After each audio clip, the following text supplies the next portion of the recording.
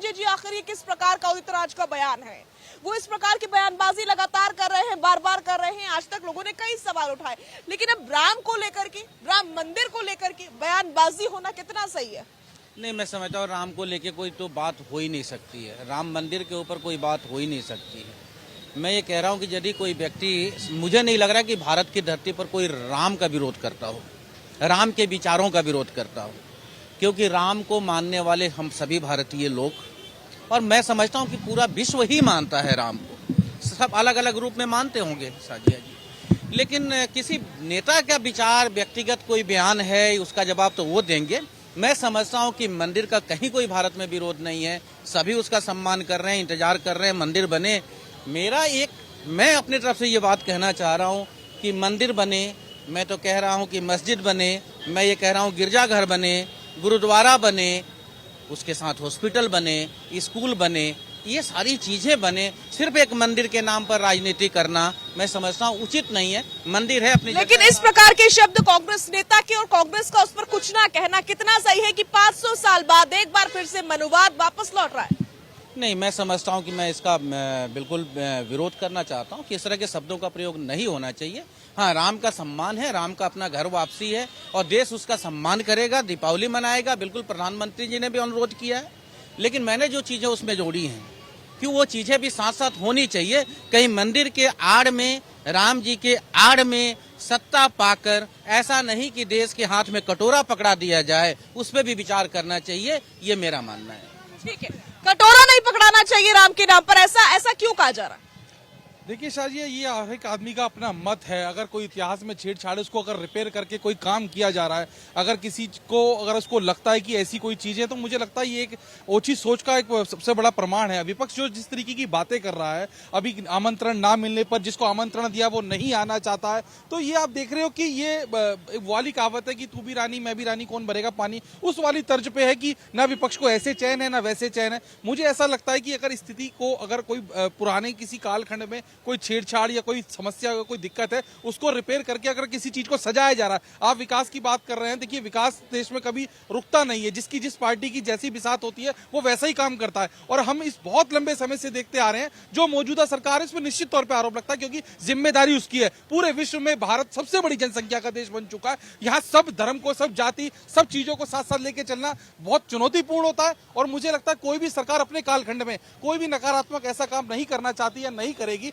जिससे उस पर सवालिया निशान खड़ा हो। क्योंकि जो भी इस समय गार्जियन, जो मौजूदा सरकार, केंद्र सरकार होती है, उसको ये हर बात का उत्तर देना पड़ता है। लेकिन मंदिर बनने से, मस्जिद बनने से, अन्य कोई भी पहलू से, मुझे लगता है इस पर राजनीति करना केवल एक हल्का काम होना चाहिए। बिल्कुल, हमारे साथ पीस पार्टी से हाजी निजाम साहब मौजूद है, उनसे बात करेंगे। निजाम साहब, सरकार के ऊपर आरोप लगाने बेशक लगाइए, कोई समस्या नहीं है उसमें, लेकिन राम के नाम पर इस प्रकार की टिप्पणी करना कितना उचित है? शबरी के झूठे बेर जिसने चख लिए, उसके नाम पर आप कह दे रहे हैं कि मनुवाद वापस आ रहा है। ये कैसी भाषा है, कैसी टिप्पणी है? हाँ, देखिए, जिस तरीके से राम मंदिर की चर्चा चल रही है, तो वो राम मंदिर के कहाँ, वहाँ तो एक इवेंट की तरह दिखाया जा रहा है और चारों तरफ एक इवेंट बनाया जा रहा है पूरी तरीके से। मैं कहना चाहता हूँ कि जब 1528 से पहले वहाँ कहते थे कि राम मंदिर है, लेकिन 1528 से 1992 के बीच में बाबरी मस्जिद पूरी दुनिया ने देखी और सुप्रीम कोर्ट ने माना भी कि वहां मंदिर तोड़कर मस्जिद नहीं बनाई गई है, ऐसा सुप्रीम कोर्ट ने भी माना। लेकिन जब गोस्वामी तुलसीदास ने कहीं जिक्र नहीं करा है कि वहां मंदिर था, लेकिन 1528 के बीच 1992 तक वहां पर बाबरी मस्जिद मौजूद थी, पूरी दुनिया ने देखी। लेकिन जब बात आती है कि कहते हैं कि राम मंदिर बनना, मैं कहना चाहता हूं कि ये वही मौजूदा सरकार है जिसने सत्ता में आने से पहले ये कहा था कि 2 करोड़ युवाओं को नौकरियां दी जाएंगी, भारत के अंदर स्मार्ट सिटी दी जाएंगी, महिलाओं को सुरक्षा दी जाएगी। तो ये बताइए कहां है वो 2 करोड़ नौकरियां जो आज मेरे भाई जो है नौकरियां मांगते? तो ये हमारी मौजूदा सरकार क्या कहती है?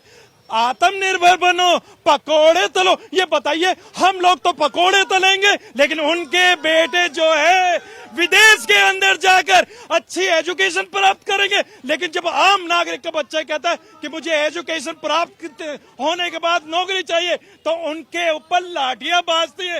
ये मौजूदा सरकार के अंदर हो। तो बताइए क्या है ये? और जबकि बात आती है, बार बार वो कहते हैं कि राम मंदिर की, मैं कहता हूँ राम मंदिर को आप लीजिए, वो हमारे हिंदू भाइयों की आस्था है, लेकिन हमारे जो युवा बेरोजगार हो रहे हैं उनके बारे में भी तो आप सोचिए।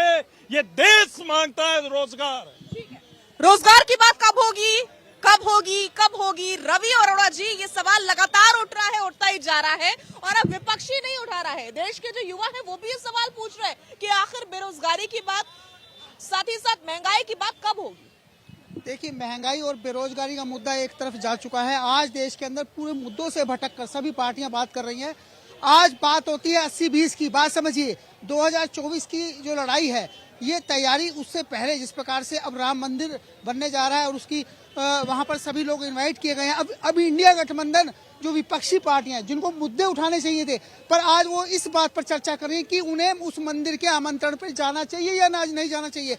और उसका भी सबसे बड़ा रीजन समझिए, 2024 की तैयारी से पहले आप समझिए 1990 में जब लाल कृष्ण आडवाणी रथ यात्रा लेके निकले तो वही लालू प्रसाद यादव थे जिन्होंने उनकी गिरफ्तारी की थी। सिर्फ रथ को रोका नहीं था, उनकी गिरफ्तारी की थी। यही समाजवादी पार्टी सत्ता में थी, मुलायम सिंह यादव मुख्यमंत्री हुआ करते थे जिन्होंने कार सेवकों पर गोली चला दी थी। ये कैसे आज हम वहां पे जाएंगे, किस मुंह से जाएंगे? इनके बात समझिए, तुष्टीकरण की राजनीति करने वाले पिछले 10 सालों में 80% की वैल्यू को समझने लगे हैं।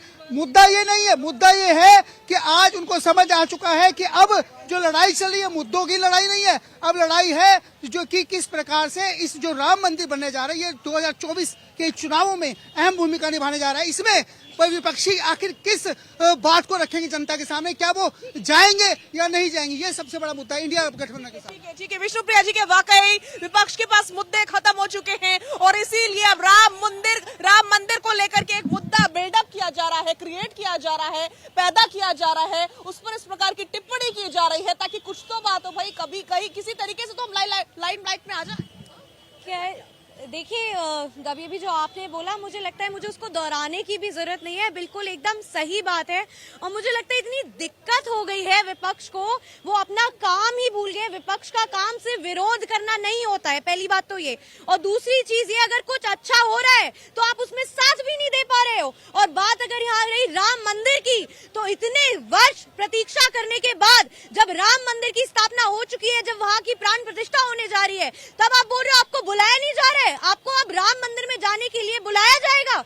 और दूसरी चीज ये मैम, देखिए हम सबकी आस्था राम सिर्फ ऐसा तो नहीं है सिर्फ हिंदुओं के है या फिर किसी जाति विशेष करके, सबके हैं। तो मुझे लगता है राम मंदिर के नाम पे जो राजनीति कर रहा है विपक्ष, बहुत गलत कर रहा है, बिल्कुल सरासर गलत है। ठीक है कपिल जी, आ रही हूँ आपके पास। कपिल जी, इस प्रकार की टिप्पणी क्यों हो रही है? इस प्रकार की टिप्पणी राम के ऊपर क्यों हो रही है कि मनुवाद की वापसी हो रही है? ये तो गलत है ना, सिरे से गलत है।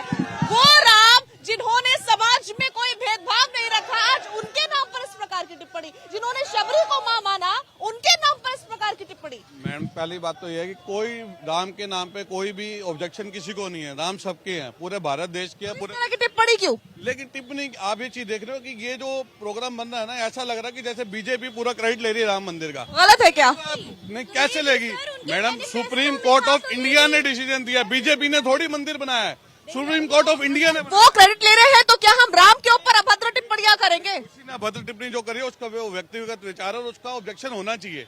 हम चाहते हैं कि उसका ऑब्जेक्शन हो। उसके राम सबके हैं, या जितने भी लोग बैठे सबके हैं राम, या किसी के अलग हैं। किसी को कोई राजनीति नहीं करनी, राम के नाम पे कोई राजनीति नहीं है। लेकिन बीजेपी उसको अपना एक राजनीतिक मुद्दा बना रही है। ये धर्म का मुद्दा है, राजनीति का मुद्दा नहीं है।